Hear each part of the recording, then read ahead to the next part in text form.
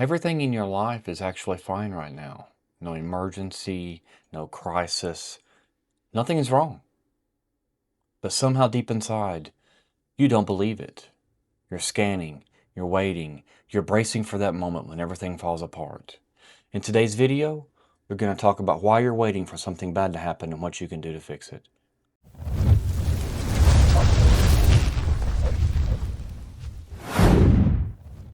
This pattern of scanning, bracing, waiting for everything to fall apart is called hypervigilance. And hypervigilance is a state where the nervous system gets stuck or locked into a heightened state of awareness. And it's consistently scanning the environment for danger, even when there's no danger present. And this can be going on all throughout the day, no matter where you're at, no matter what your environment is, no matter how safe you feel. Your body is still stuck in this mode of hypervigilance. Hypervigilance is not a personality trait. It is a survival response. And somewhere down the line, it was learned by your nervous system and is used to help keep you feeling safe or to keep you from having any kind of danger. The thing is that we're going to try to unpack today is where you developed this pattern and how you can try to change it. First off, think about someone who grew up in an environment where life can go from calm to completely chaotic in a matter of minutes. This could be someone who had a parent that had a pattern of unpredictable temper, or there was an addiction in the house. Mom or dad was an alcoholic or a drug addict, and there was often conflict that would arise, which when you got home from school, you didn't know what was going to be happening. You didn't know what direction to expect to happen. All kinds of things could be going on. And so in that environment, the nervous system learned that it needed to be safe. And so what it would do was it would continuously scan for these different things that were going on that would cause it to be in danger, and it overdeveloped its hypervigilance. In this case, anxiety was not just generalized anxiety, it was something that was specifically helping you to not be in danger. And so you learn to read the room, you learn to track people's mood, you learn to anticipate problems before they happen. And this is the skill that you use to help keep you out of trouble. The problem becomes that you developed this when you were younger, but as you get older, now you're in a safe environment. You have proper housing, you have a good family, maybe you have kids, you don't deal with addiction, you don't struggle with anger. Everything is fine in your life, but your nervous system is stuck in this hypervigilant mode. The way that we would screen for these type of adverse experiences is called the ACE, the Adverse Childhood Experiences Screener.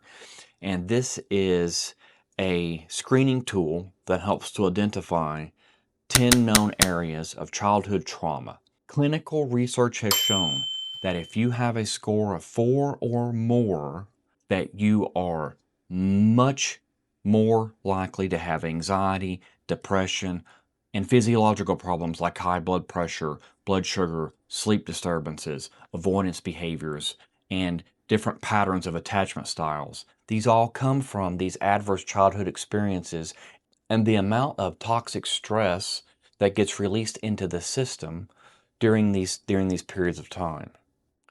Why does this matter?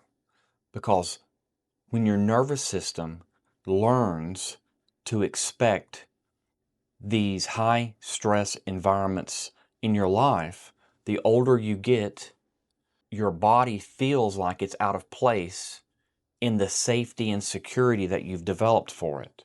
So what this means is your body is continuously scanning the environment and your situation to try and predict and determine when the next downfall is going to come so that it can be prepared so it doesn't get washed away with all of the emotional responses that come along with it. You're looking for danger even when it's not there. In another example, children or kids who have ADHD grow up in an environment where they are constantly generating thoughts, running scenarios, and jumping ahead to what can be going wrong. And continuously generating anxiety-provoking scenarios that are going to happen in the future, and almost all of them are going to be negative. This overacting thinking pattern feeds directly in to the hypervigilance that is controlling or affecting your nervous system and your behaviors. Instead of a threat coming from the outside, such as in example 1, in this situation, the threat is coming from these overactive thought patterns that the brain creates. It projects into the future, it runs the worst scenario, and then it repeats this over and over again. So even if the person had a stable childhood, the nervous system can still be locked into this state of scanning the environment. Both paths lead to the same place. Always waiting, always bracing, never able to be fully relaxed. In either case, this is not who you are. This is what your nervous system has learned to do. So now let's go over how we can change this. Step 1, early recognition is key. Most people don't realize they're in hypervigilant mode until they're already deep into it with their chest tight, their mind racing, and their mood being affected by the thoughts that are going through their mind. Start pay attention to the early signs and the warning signs that are telling you that you're about to go into this hypervigilant mode and you're about to revert back into some of these old behaviors. Low levels of restlessness when things are not going well. Feelings that things are going wrong even when there's nothing there. Inability to fully enjoy the peaceful moment and be present with the people who you love. That's the signal. Name it when it shows up. My nervous system is scanning for a threat that isn't there.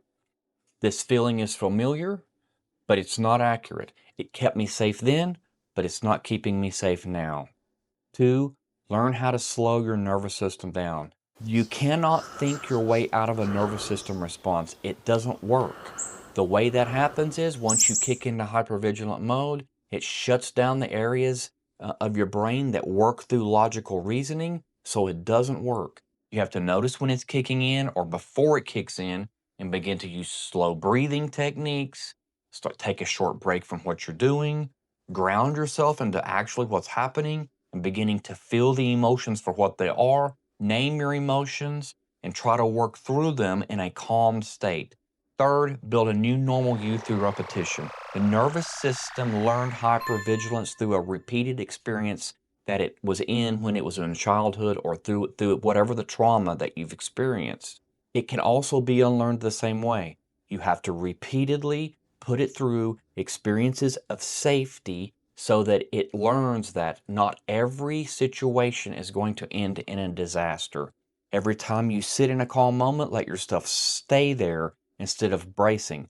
This teaches your nervous system that this is something new and this is a new pattern and this is the way we're going to do it now. It's slow, but it works. And it starts by understanding what you're actually dealing with. The number 1 takeaway, if you don't get anything out of this video, is that if you're always waiting for something bad to happen, you're not anxious about the future, but you're remembering the bad things that happened in the past. If this describes you, if you're stuck in hypervigilant mode, you don't know how to get out of it, please drop a comment in the section below.